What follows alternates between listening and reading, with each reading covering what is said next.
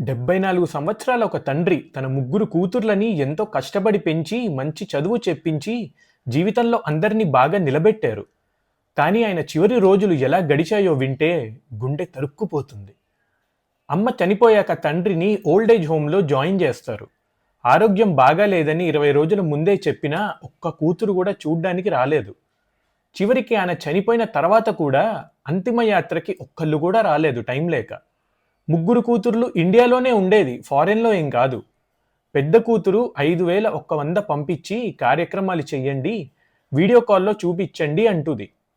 చివరికి ఆయన అస్థికలు కూడా మేము తీసుకోలేము, మీరే గంగా నదిలో కలిపించేయండి అని చెప్తుంది. తల్లిదండ్రులు మన కోసం వాళ్ళ జీవితాన్నంతా అంకితం చేస్తారు. కానీ వాళ్ళకి చివరికి కావాల్సింది డబ్బులు కాదు, మన సమయం, మన ప్రేమ, మన పలకరింపు. తల్లిదండ్రులు మన దగ్గర ఉన్నప్పుడే వాళ్ళతో కొంచెం సమయం గడపండి.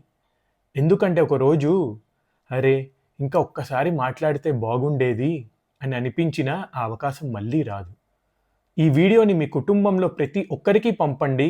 ఒక్క కుటుంబం అయినా మారితే ఈ వీడియో చేసిన ప్రయోజనం నెరవేరినట్టే. ప్లీజ్ ఫాలో మీ ఫ్రెండ్స్.